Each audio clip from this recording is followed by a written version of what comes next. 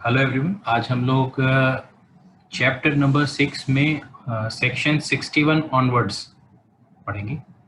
और सेक्शन 61 जो है वो कंपनसेशन टू एक्यूज्ड की बात करता है। ठीक है, तो कंपनसेशन टू एक्यूज्ड दिया जाएगा न्याय पंचायत के द्वारा। अब ये कैसे दिया जाएगा वो यहाँ पे एक प्रोसीजर लिखा हुआ है कि जब भी कोई केस इंस्टीट्यूट होगा न्याय पंचायत के सामने और उसमें कोई एक्यूज्ड बनाया जाएगा केस में, और उस एक्यूज्ड को जैसे ही न्याय पंचायत उसको ट्राई करती है तो उसके बाद उसको एक्विट कर देती है न्याय पंचायत। और न्याय पंचायत को पूरे केस के फैक्ट्स एंड सर्कमस्टांसेस देखने के बाद ये लगता है कि केस जो था वो आपका फॉल्स, फ्रिवलेस या वेक्सेशियस था, झूठा केस उसके एक्यूज्ड के ऊपर दाखिल किया हुआ था। तो उस सिचुएशन में न्याय पंचायत कंप्लेनेंट को कहेगी कि पहले शो कॉज नोटिस देगी इमीडिएटली, ये नहीं कि वो सीधे सीधे कॉम्पेंसेशन ऑर्डर कर देगी। तो पहले शो कॉज नोटिस देगी कि क्यों ना आप जो है इसको एक्यूज्ड को कंपेंसेशन दें, बताएं क्यों ना आप कंपेंसेशन को क्यों ना आप एक्यूज्ड को कंपेंसेशन दें। तो इस तरीके की बात जो है शो कॉज नोटिस के द्वारा कंप्लेनेंट से पूछी जाएगी। इसके बाद ये वाली हियरिंग होगी, यानी कंपेंसेशन पे जो ये नोटिस भेजा है इस पे हियरिंग होगी।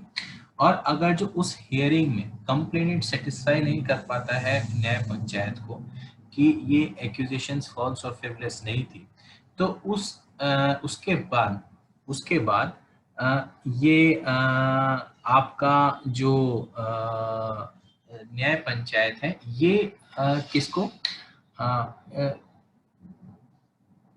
कंप्लेनेंट को ये कहेगी कि भाई डायरेक्ट कर देगी कि कंपेंसेशन दें आप एक्यूज्ड को। तो कंपेंसेशन देना पड़ेगा एक्यूज्ड को किसके द्वारा, जो आपका कंप्लेनेंट है उसके द्वारा। और इसका एक अमाउंट फिक्स कर रखा है कि इसमें जो है आपका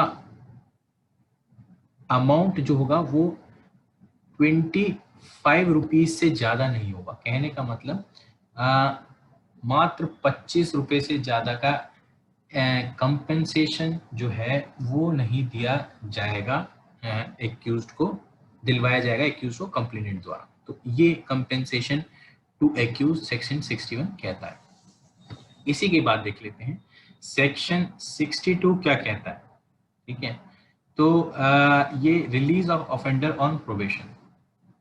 ठीक है, तो ये एक पावर दे रखी है, एक ये है कि ट्रायल की पावर तो न्याय पंचायत के पास है ही, लेकिन उसके अलावा जो है न्याय पंचायत के पास ये पावर भी होती है कि आपका UP first offenders probation act, ठीक है, एक ये एक्ट है 1938 की, इसके तहत जो है ये सेक्शन 4 के तहत उसको प्रोबेशन पे भी छोड़ सकती है। अब देखिए प्रोबेशन कई बार हमको मतलब नहीं पता होता है क्या होता है।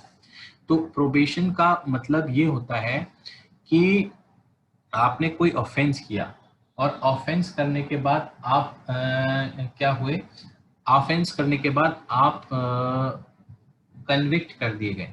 अब कन्विक्ट के करने के बाद एक एप्लीकेशन फाइल करी जाती है प्रोबेशन की। ठीक है, तो इसी के पैरेलली एक एडमोनिशन एंड प्रोबेशन एक्ट होती है, उसमें भी ऐसे ही किया जाता है। कन्विक्शन के बाद होता है तो एक तरीके से ये कहा जाता है कि साहब हमारे कुछ फैक्टर्स हैं ये कि मैं ओल्ड एज हूँ, ये एक्यूज कहता है कि मैं ओल्ड एज हूँ या मेरे पास बहुत जिम्मेदारियां या मेरा ये फर्स्ट ऑफेंस है। इस तरीके के ग्राउंड्स लेके वो न्यायालय से ये कह सकता है कि मुझे जो है इम्प्रिजनमेंट ना किया जाए या जो है मेरे पर फाइन ना लगाया जाए, जो भी उसके ऊपर कन्विक्शन के बाद उसको जो भी सजा दी गई। तो इस तरीके की बात कही जाती है और कोर्ट उस एप्लीकेशन को ग्राउंड्स को कंसिडर करते हुए उस पर डिसाइड करता है। अगर जो वो डिसाइड कर देता है कि हाँ इसका पहला ऑफेंस था, उसको बिल्कुल कन्विंसिंग चीजें लगती हैं, तो उस सिचुएशन में उसको जो है फाइन से या इम्प्रिजनमेंट जो भी उसकी जुरिडिक्शन पावर है उसके तहत उसको प्रोबेशन पे छोड़ देता है। इसी के बाद क्या कहा, सेक्शन 63 देख लेते हैं। इसमें सेक्शन 63 जो है वो इंक्वायरी की बात करता है, जो जिसमें मजिस्ट्रेट कोई केस फॉरवर्ड करता है न्याय पंचायत को। ठीक है, तो इसमें साफ साफ पहले ये लिखा है कि जो भी क्रिमिनल प्रोसीजर जो है उसको ना मानते हुए अगर मजिस्ट्रेट, देखिए ये सीआरपीसी में ये वाली पावर नहीं है, तो उसको ना मानते हुए ये इसीलिए कहा गया है। तो ये पावर कहाँ है, ये सिर्फ सेक्शन 63 के तहत ही दी गई है, किसको, मजिस्ट्रेट को। तो मजिस्ट्रेट जो होता है उसको लगता है 202 की इंक्वायरी, ये भी इम्पोर्टेंट है, 202 की इंक्वायरी। यहाँ पे ये सेक्शन का खासकर ध्यान रखें कि इंक्वायरी ये एक्चुअली क्या होती है, ये इन्वेस्टिगेशन और इंक्वायरी ये दोनों टर्म्स अलग होती हैं। अभी थोड़ा रिवाइज करा देता हूँ सीआरपीसी आपको। इंक्वायरी एक अलग चीज होती है और जो आपका इन्वेस्टिगेशन होता है वो अलग चीज होती है। इंक्वायरी जो होती है ना तो वो प्योरली एग्जीक्यूटिव है या वो जुडिशियल है। Investigation on the other hand वो प्योरली एक एग्जीक्यूटिव एक्शन है, पुलिस द्वारा किया जाता है। ठीक है, और ये इंक्वायरी जो होती है, इंक्वायरी क्योंकि ये ट्रायल नहीं होता तो इसको इस वजह से प्योरली जुडिशियल नहीं कहा जाता।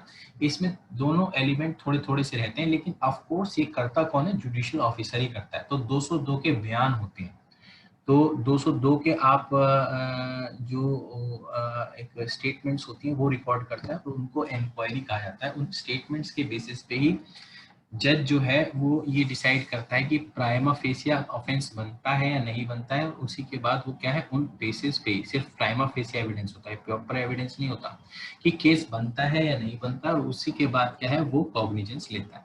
तो ये एक इंक्वायरी होती है। तो इस इंक्वायरी को क्या है, मजिस्ट्रेट, इस तरीके की सेक्शन 202 की इंक्वायरी को मजिस्ट्रेट जो है वो न्याय पंचायत को दे सकता है। ठीक है, और उससे कह सकता है, डायरेक्ट कर सकता है कि आप इंक्वायर करें। ठीक है, ये किस में करेगा, ऑफ कोर्स क्रिमिनल केस में ही करेगा, 202 के बयान सीआरपीसी के तहत ही होते हैं तो उसमें करेगा। लेकिन और किसमें, जो जुरिडिक्शन में आता होगा न्याय पंचायत के, उसी केस को भेजेगा।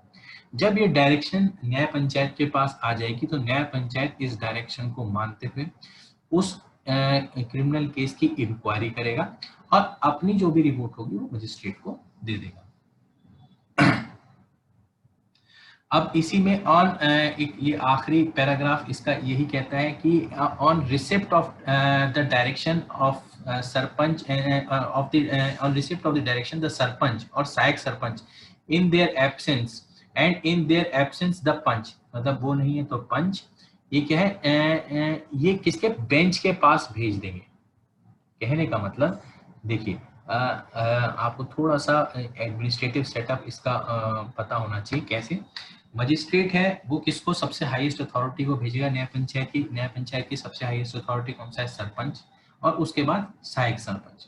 सोचो किसी वजह से सरपंच और सहायक सरपंच नहीं है तो पंच के पास चली जाएगी, तो इन तीनों के पास ही जाएगी। और उनके पास ये क्या होते हैं, ये जो होते हैं इन्हीं के पास जाने के बाद ये क्या है, डिस्ट्रीब्यूशन ऑफ केसेस होता है। यही क्या है, इनको पावर होती है, यही डिस्ट्रीब्यूट करते हैं। बहुत सारे केसेस होंगे सिविल क्रिमिनल जो पूरे उसमें होंगे न्याय पंचायत में, उसको डिस्ट्रीब्यूट करते हैं। तो यही तीनों में से एक आदमी जो होगा, जो भी उस टाइम पे मौजूद होगा, वो क्या कर देगा, प्रॉपर अप्रोप्रिएट बेंच के पास केस को भेज देगा। कहने का मतलब बेंच होंगी 3 4 5 6 जितनी बेंच उन्होंने बना रखी हो न्याय पंचायत ने, उनमें से जो क्रिमिनल केस देख रही होगी और जो ये 202 वगैरह जैसी कुछ इंक्वायरीज देखती होगी उस बेंच के पास ये भेज देगा। कहने का मतलब प्रॉपर जो भी उसमें प्रॉपर बेंच होगी उसको मार्क कर देगा ये कि भाई अब आप इंक्वायरी करो। ठीक है, अब इसी के बाद हम देखते हैं सेक्शन 64 क्या कहता है। तो सेक्शन 64 जो है वो जुरिडिक्शन की बात करता है सिविल केसेस में। ठीक है, तो सिविल केसेस में जुरिडिक्शन की बात करता है। तो ये क्या है, सब्जेक्ट टू सेक्शन 66। सेक्शन 66 में भी क्या जुरिडिक्शन की बात कर रही होगी नहीं, तो आगे देखेंगे उसको। तो न्याय पंचायत क्या है, कॉग्निजेंस ले सकती है। ये कॉग्निजेंस जो होती है ये वो क्रिमिनल वाली कॉग्निजेंस नहीं है, बस इसको संज्ञान एक तरीके से कहने का मतलब इस केस को भी एंटरटेन कर सकते हैं। तो सिविल केसेस वाली कॉग्निजेंस है ये। तो कॉग्निजेंस ले सकता है सिविल केसेस में जिनकी वैल्यू क्या है, 100 रुपए तक है। देखिए आप देखेंगे कहीं ना कहीं ऊपर से नीचे तक जो है इनकी जुरिडिक्शन जो है न्याय पंचायत की वो कितनी बहुत ज्यादा 50, 25, 100, 200 कहीं ना कहीं मैक्सिमम मेरे हिसाब से तो मैंने अभी तक जब जो भी देखा 250 रुपए से ऊपर नहीं कूदी है, तो बहुत कम इनकी जुरिडिक्शन है। तो ये क्या है 100 रुपए तक के केस ले सकते हैं, ठीक है। अब इसमें भी नेचर ऑफ केसेस, अब ये इंपॉर्टेंट है, ये आपको समझ में आना चाहिए कि ये क्या चीज है। ये जो है ये A to D ये कुछ नेचर ऑफ केसेस होते हैं। कहने का मतलब कि सिविल केसेस में भी क्या एक स्पेसिफिक टाइप के ये वाली नेचर ऑफ सिविल केसेस में यहाँ पे लिख देता हूँ, नेचर ऑफ सिविल केसेस। तो ये नेचर होती है। नेचर कैसे अब देख लेते हैं। 100 रुपए की हमें पता है, 100 रुपए तो एक जनरल इन्होंने बात बता दी। अब उस 100 रुपए में भी कौन से नेचर ऑफ केसेस, जहां पैसा का मसला होगा, जहां पैसे की इशू होगी, मनी से रिलेटेड होगी, जो कॉन्ट्रैक्ट नहीं होगा other than a contract in respect of immovable property, immovable property के रिस्पेक्ट में कोई पैसे की बात होगी और कॉन्ट्रैक्ट नहीं होगा। तो आप कह सकते हो कि जैसे sale of property, mortgage of property, ये सारे कॉन्ट्रैक्ट हैं, उनमें भी पैसे की मुद्दा होता है। लेकिन आप अगर जो बात करेंगे मेरे ख्याल से जहाँ पे कह सकते हैं चार्ज जो होता है वो मनी से संबंधित होता है, इमूवेबल प्रॉपर्टी से संबंधित होता है। कॉन्ट्रैक्ट प्योरली कॉन्ट्रैक्ट, हाँ थोड़ा बहुत कॉन्ट्रैक्ट होता है कह सकते हो, लेकिन उसको भी हम डाल सकते हैं इस केस में। लेकिन और केसेस जो कॉन्ट्रैक्ट नहीं होंगे लेकिन मनी से संबंधित होंगे और इमूवेबल प्रॉपर्टी से संबंधित होंगे, वो उस नेचर के केसेस और 100 रुपए से कम। ऐसे ही जो रिकवरी ऑफ मूवेबल प्रॉपर्टी, ठीक है, 100 रुपए से कम की, ये मूवेबल प्रॉपर्टी या मूवेबल प्रॉपर्टी है, ऊपर इमूवेबल प्रॉपर्टी, ये दोनों फर्क ध्यान रखिएगा कि ऊपर मूवेबल प्रॉपर्टी के बारे में बात करी हुई है और यहाँ इमूवेबल प्रॉपर्टी के बारे में बात करी हुई है।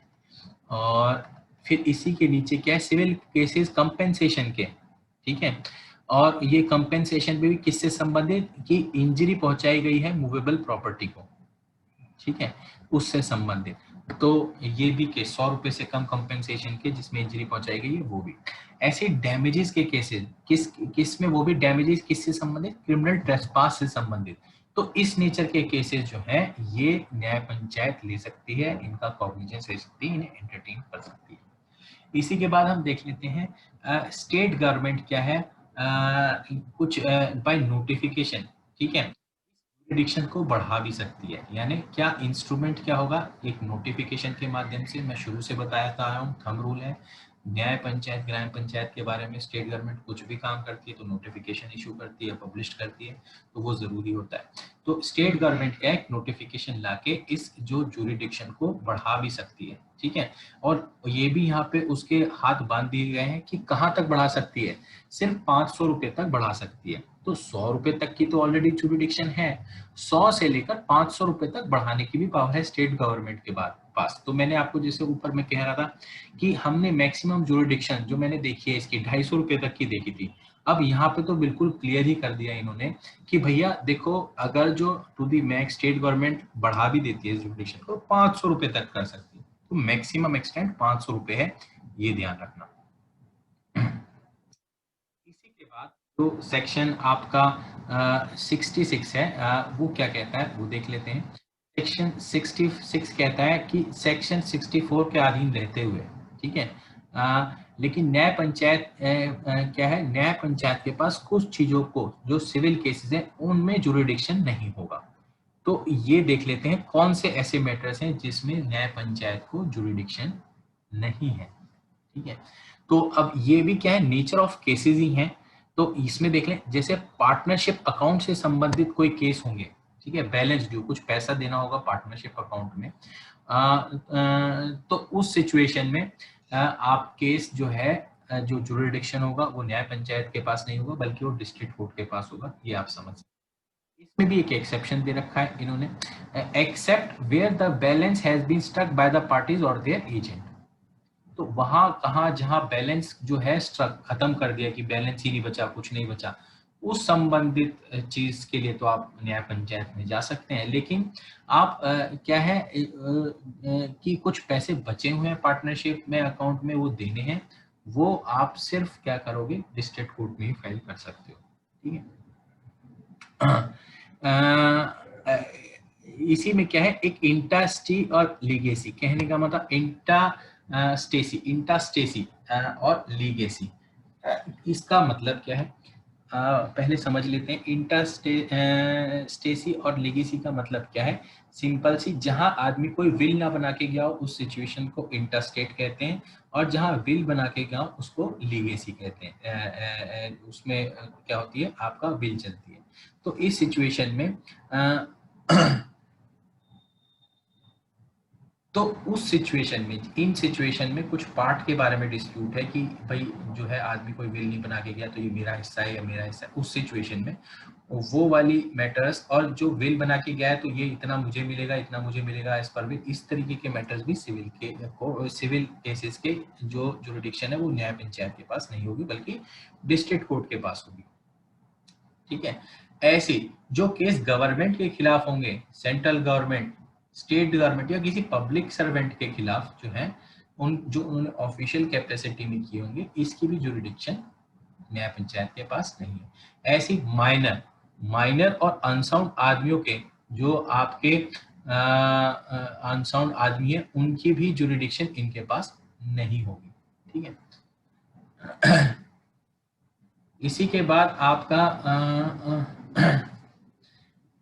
कुछ स्पेसिफिकली बार कर रखे हैं कि इन चीजों का कॉग्निजेंस पंचायत के द्वारा, civil case the cognizance of which by panchayat establish under इतने इतने इस बार, तो उसमें बार कर रखा है स्पेसिफिकली पंचायत इस ऐसे केसेस को नहीं लेगी, सिविल केसेस को। और ऐसा कहाँ लिख रखा है, यूपी विलेज पंचायत एक्ट 1920 जो सेक्शन 25 में लिखा हुआ है, और यूनाइटेड प्रोविंसेस डेप्ट रिजम्पशन एक्ट। तो कहने का मतलब कहीं ना कहीं डेप्ट से रिलेटेड होंगे कहीं ना कहीं, और कुछ विलेज पंचायत एक्ट के तहत जो है मना कर रखे होंगे कि इस तरीके के सिविल केस न्याय पंचायत नहीं लेगी वहाँ, तो वो भी केस नहीं लेगी न्याय पंचायत।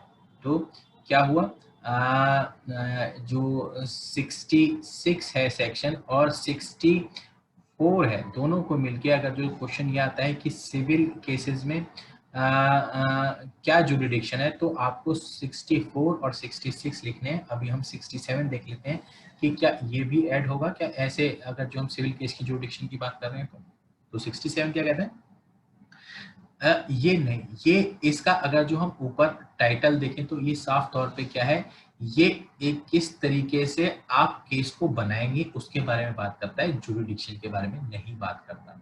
तो ये एक्चुअली मैटर किसके संबंधित है, ये एक्चुअली कोर्ट से संबंधित नहीं है। जुरिडिक्शन का मैटर कोर्ट से संबंधित होता है, ये मैटर एक्चुअली एडवोकेट्स या जो भी ड्राफ्ट कर रहा होगा, जो भी उस पिटीशन को, उससे संबंधित ये सेक्शन 67 है। तो इसमें यही कहा गया है कि जो भी केस न्याय पंचायत के सामने इंस्टीट्यूट करेगा वो क्या है, पूरा का पूरा या होल ऑफ द क्लेम, सारे के सारे क्लेम की बात करेगा। ठीक है। तो आपको अपने जितनी भी राइट्स, जितनी रेमेडीज चाहिए, आप एक केस में ही बताएंगे, उस ट्रांजैक्शन से रिलेटेड, उस कॉज ऑफ एक्शन से रिलेटेड। ठीक है। लेकिन अगर आपने सोचिए, अगर पूरा का पूरा आपने अपनी राइट के बारे में या रेमेडी के बारे में वहां पे उस क्लेम में नहीं लिखा, तो एडवोकेट ने, जो भी एडवोकेट है, कंसर्न एडवोकेट है, या जो भी आपका अगर जो कंप्लेनेंट खुद ही ड्राफ्ट कर रहा है, कंप्लेनेंट या आप कह सकते प्लेंटिफ, प्रॉपर टर्म है प्लेंटिफ, अगर खुद कंप्लेंट वो कर रहा है, आपका सूट खुद ड्रॉ कर रहा है, तो उसने अगर जो कोई पोर्शन छोड़ दिया, अपनी राइट कोई छोड़ दी, अपना क्लेम कोई छोड़ दिया, ठीक है, तो उसको ये माना जाएगा कि उसने क्या है, उस पोर्शन को रिलिंक्विश कर दिया।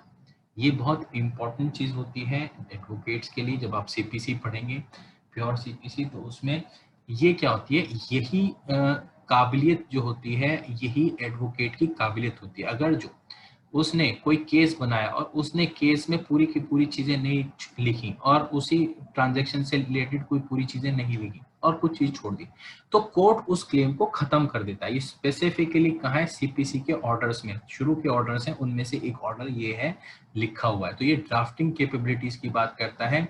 सीपीसी में तो ऑफकोर्स एडवोकेट ही करेगा, लेकिन न्याय पंचायत में क्या है, इवन प्लेंटिफ भी खुद भी कर सकता है।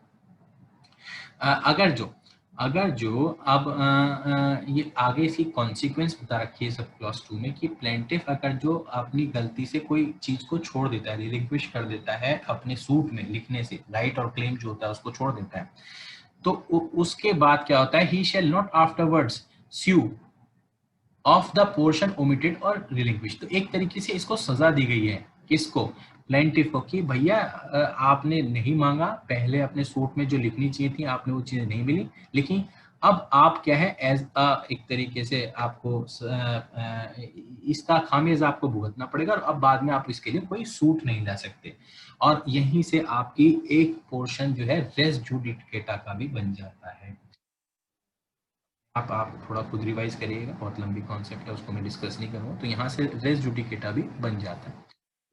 इसी तरीके से क्या है, लिमिटेशन, ये भी सिविल केस से संबंधित है, तो इसीलिए सेक्शन 68 में आई।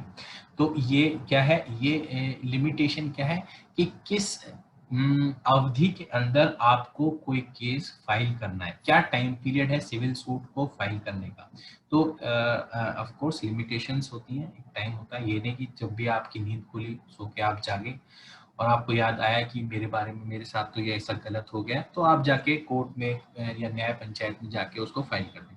तो क्या है, यहाँ एक लिमिटेशन दे रखी है। अब मैं यही आपको थोड़ा रिवाइज करा रहा हूँ दोबारा। तो यहाँ क्या है, मैं आपको आगे सेक्शन से, लेकिन वो मैं रिवाइज यहीं पे करा रहा हूँ। क्या यहाँ न्याय पंचायत में क्या सीपीसी, क्या सीआरपीसी, क्या इंडियन एविडेंस एक्ट और क्या लिमिटेशन एक्ट अप्लाई होते हैं?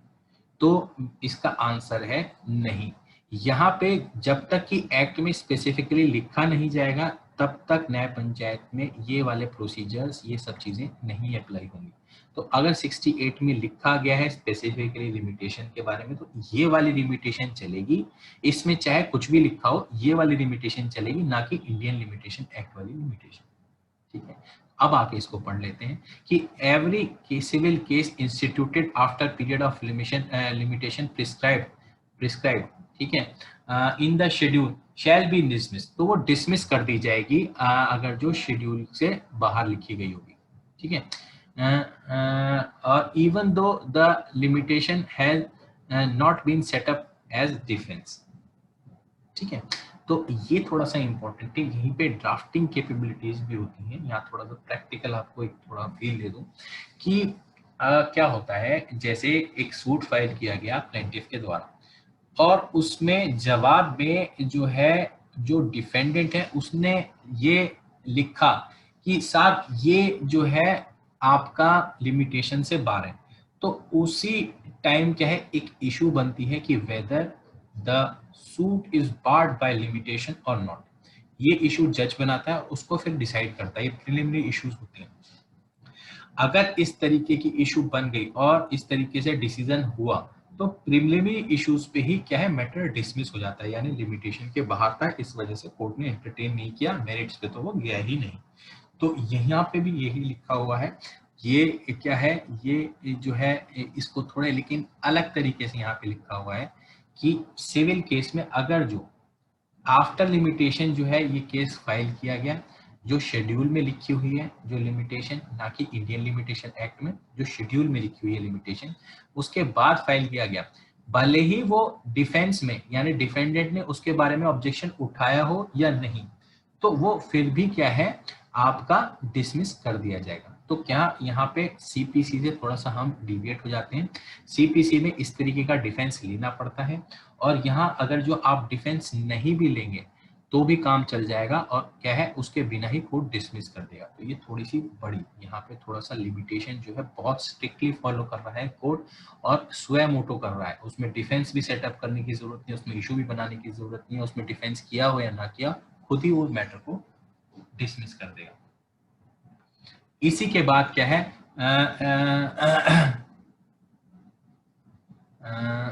Provided in computing the period of limitation, ठीक है, prescribed for the civil case the time during which the plaintiff has been prosecuting with due diligence under the civil case. है एक exception दे रखा है। Exception किस चीज का है, ये भी ये टाइम दे रखा है कि भाई देखो, लिमिटेशन का जनरल पीरियड क्या था, सोचो 6 महीने के अंदर केस फाइल करना था, हाइपोथेटिकल एग्जांपल है कि 6 महीने के अंदर फाइल करना, लेकिन 6 महीने पे में क्या है वो एक्चुअली 6 महीने में फाइल नहीं कर पाया।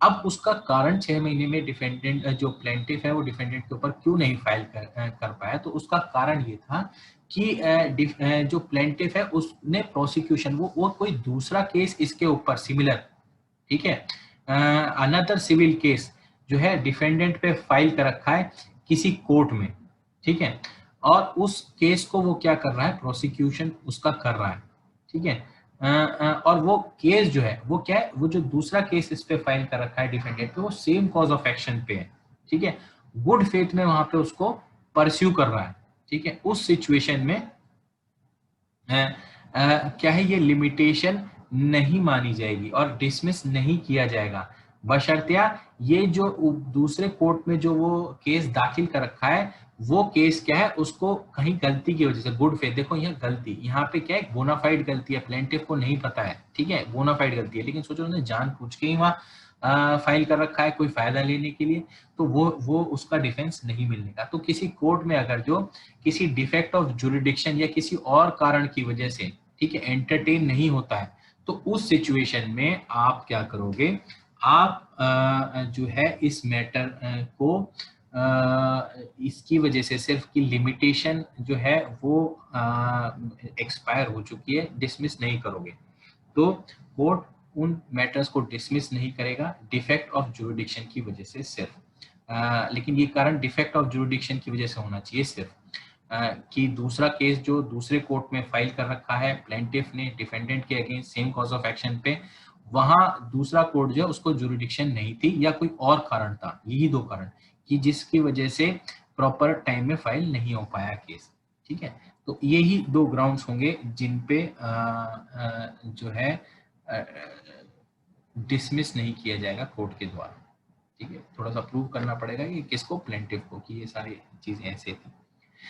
सेक्शन 69 देख लेते हैं इसके बाद, effect of the decision of न्याय पंचायत, न्याय पंचायत का डिसीजन पे न्याय पंचायत के डिसीजन का क्या फर्क पड़ेगा, तो इसमें ये लिखा हुआ है, ये अजीब सी बात लिखी हुई है कि न्याय पंचायत अगर जो किसी टाइटल, लीगल, कैरेक्टर, कॉन्ट्रैक्ट या ऑब्लिगेशन पे कोई डिसीजन देता है, ठीक है, तो उस सिचुएशन में क्या होता है, इन रिस्पेक्ट ऑफ वो बाइंडिंग नहीं होगा, shall not bind the parties, कोई इस तरीके का डिसीजन देता है, legal title, legal character, contract, obligation, इन पे डिसीजन देता है, तो पार्टीज पे जो है वो बाइंडिंग नहीं होगा, बड़ी अजीब सी बात है। तो फिर क्या होगा, एक जगह बाइंडिंग होगा, एक्सेप्ट भी इसने लिखा हुआ है, except in matters of civil cases in which such matter is decided,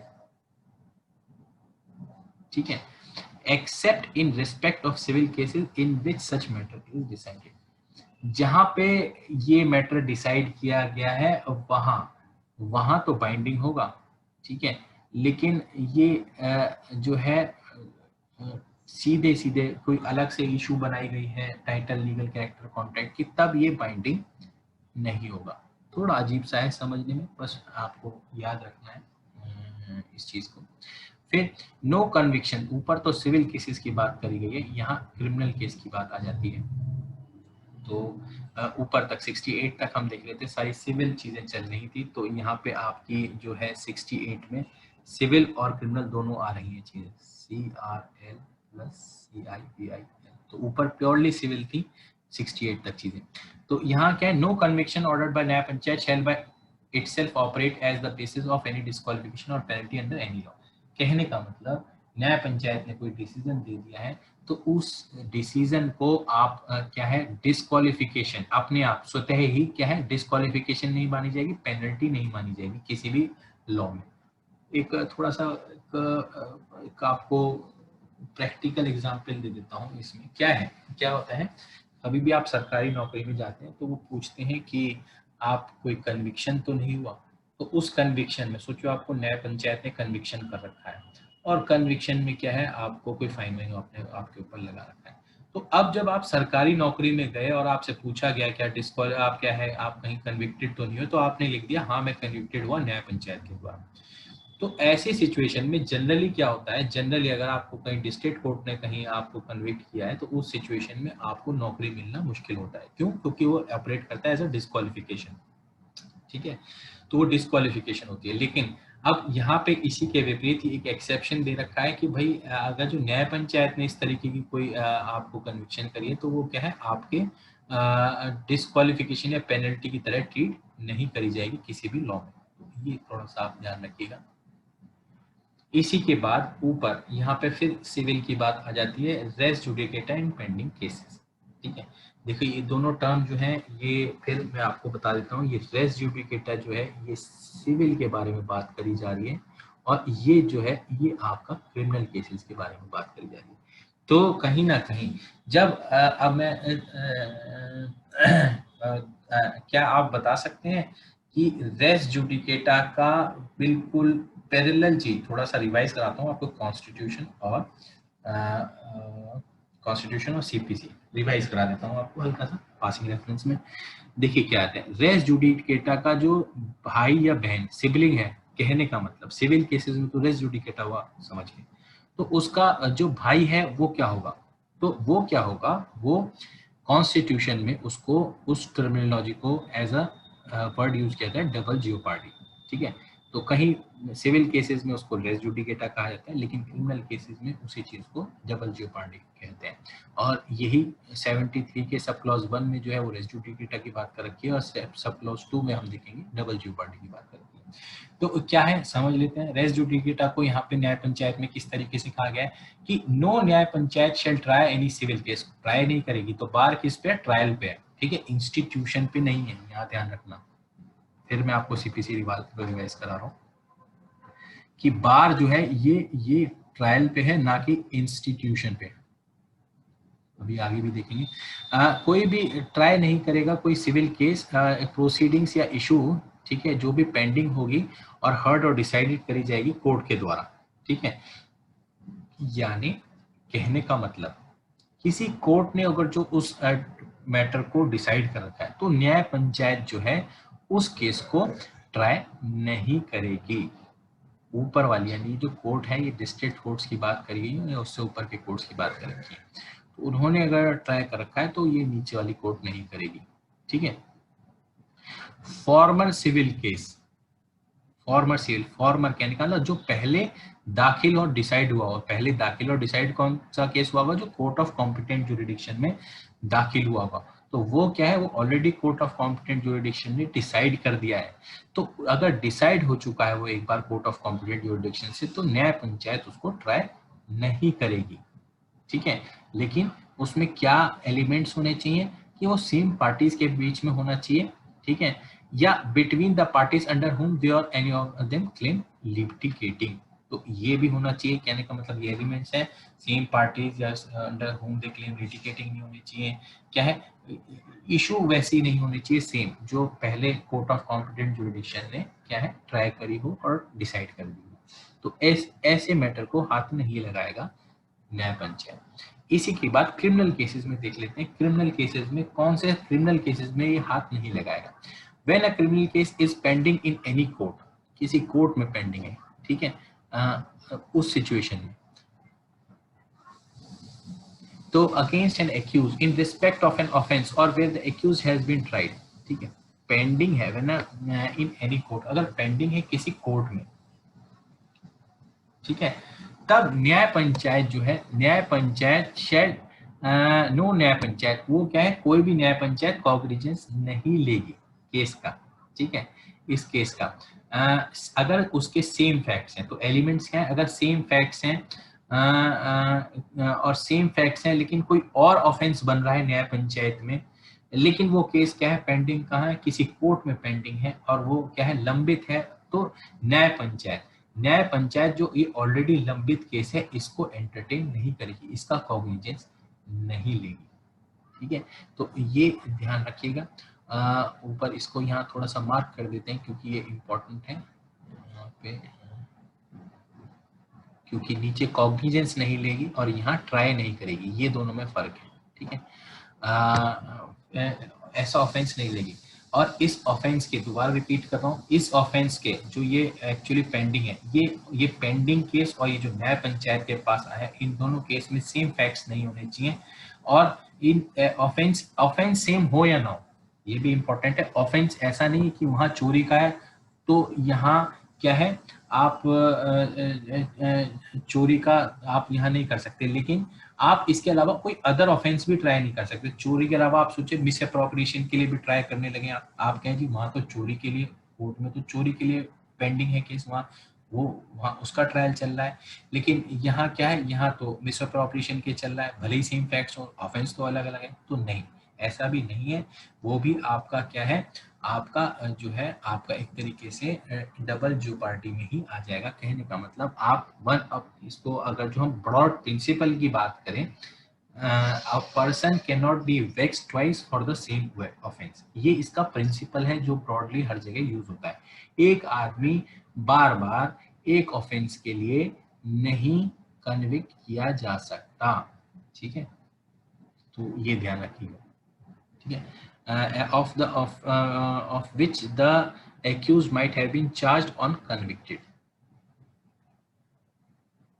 तो ये यहाँ से दोनों चीजें पूरी हो जाती हैं। ये इंपॉर्टेंट सेक्शन है, इसको आप ध्यान रखिएगा। ये पूछ लिया जाता है ऑब्जेक्टिव टाइप क्वेश्चंस में से, तो ये एक इम्पॉर्टेंट चीज है, इसको ध्यान रखिएगा।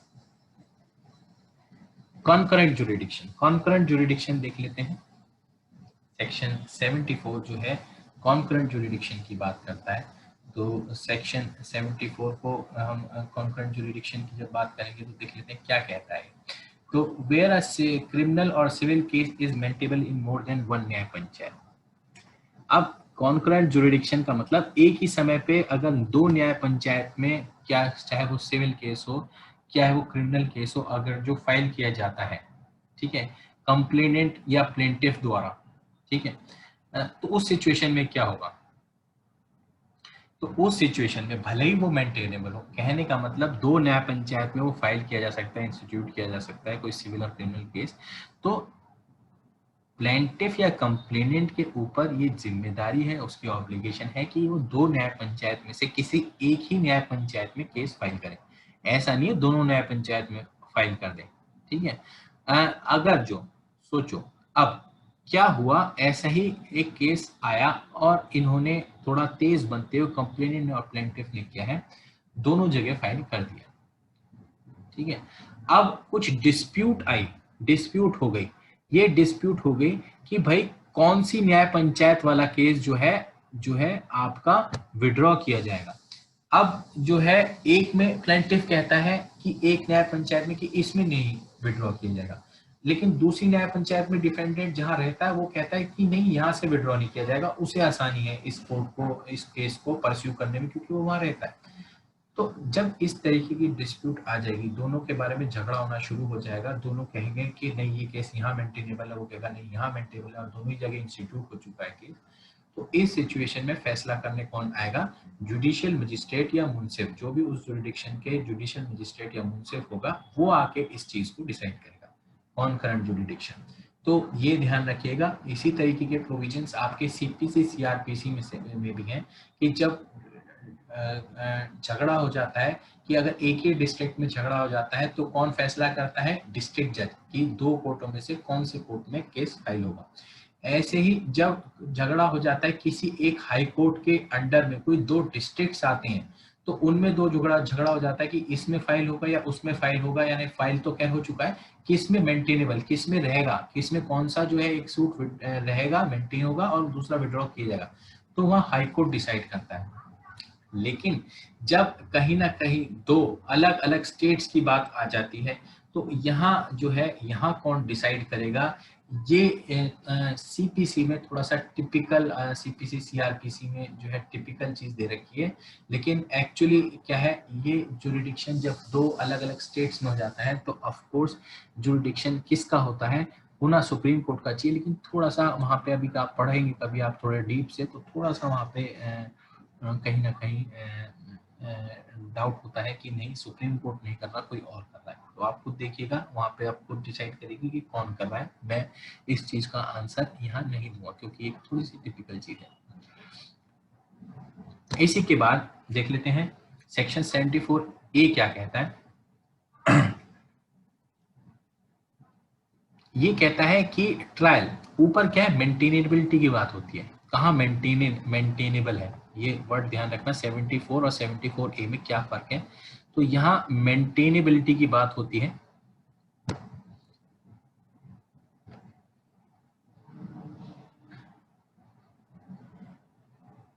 तो यहाँ मेंटेनेबिलिटी की बात होती है। यहाँ ये कहा गया है कि सेक्शन 10 CPC में shall apply to the trials, ठीक है, of civil cases pending before 2 और more nyaya panchayat in the jurisdiction. अच्छा, सेक्शन 10 है क्या?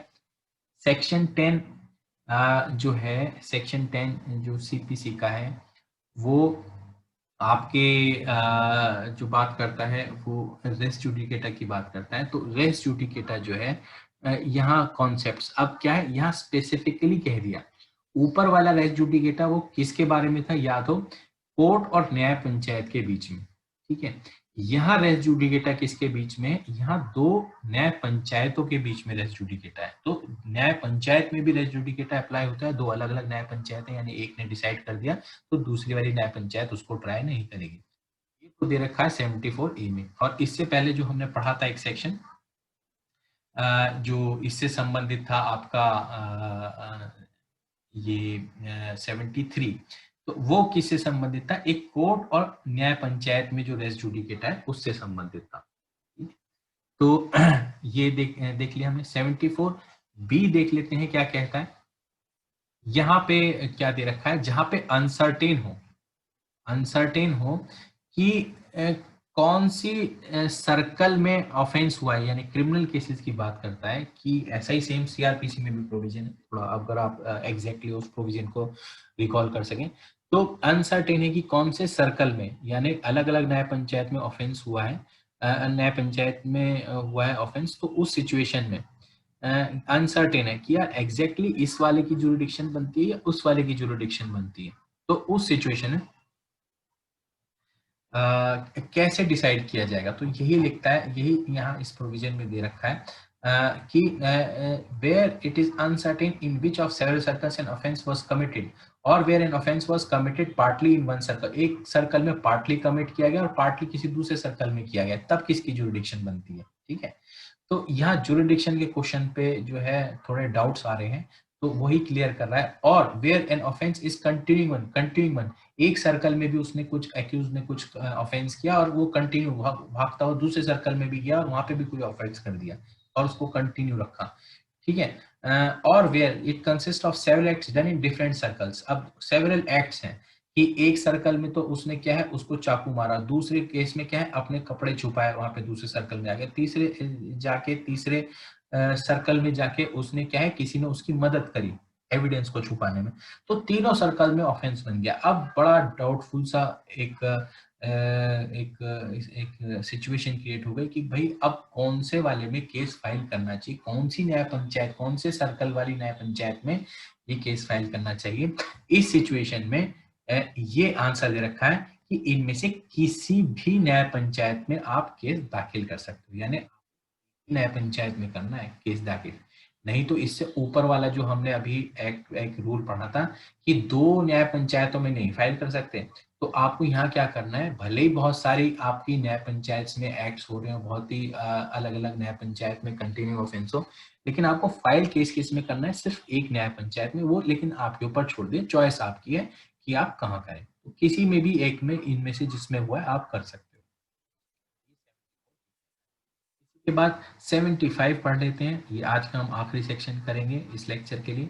तो ये कहता है आपका institution of civil and criminal cases, ठीक है। तो एक आदमी कोई अगर कोई केस फाइल करना चाहता है, चाहे वो सिविल केस हो चाहे वो क्रिमिनल केस हो, तो वो कहाँ फाइल करेगा। तो देखिए क्या जनरली अगर मैं आपको प्रैक्टिकल बताऊं तो क्या कहाँ फाइल होते हैं कोर्ट में केस, कोर्ट में क्या होता है, स्पेसिफिक एक अलग से एक काउंटर बनाया हुआ होता है, तो वहां जाके फाइल हो जाते हैं। या क्या है, आप अगर जो कोई सिविल केस फाइल कर रहे हैं तो, और चाहे क्रिमिनल भी होते हैं कभी कभी, तो वो क्या है, सीधे क्लर्क, जो कोर्ट का क्लर्क है, आप उसको भी फाइल करने के लिए दे सकते हैं। तो इसका प्रोविजन देखिएगा कौन सा प्रोविजन आता है सीपीसी सीआरपीसी में, लेकिन ऐसा प्रैक्टिकल होता है, आप फाइल कर सकते हैं। तो आप सीधे वहां जज को नहीं देते, फाइलिंग जज के सामने नहीं होती, कभी भी ध्यान रखिएगा। जज फाइलिंग जो होती है ये किसी क्लर्क को दिया जाता है उसी कोर्ट की, या कहीं फाइलिंग काउंटर इसका बना होता है वो होता है। तो इस सिचुएशन में जब यहाँ पे न्याय पंचायत में कोई आदमी सिविल क्रिमिनल केस फाइल करना चाहता है तो किसके सामने करेगा, किसको करेगा? देखिए एप्लीकेशन देके उसको फॉर्मली उसको एप्लीकेशन देनी पड़ेगी, ओरल या राइटिंग में। किसको? सरपंच को।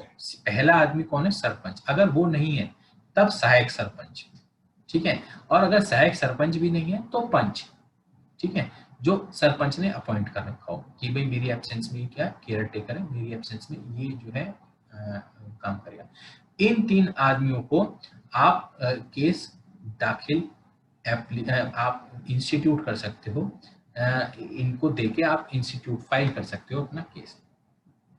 इसी के साथ ये नहीं है सिर्फ एप्लीकेशन दे दिया आपने और आप भाग गए, नहीं।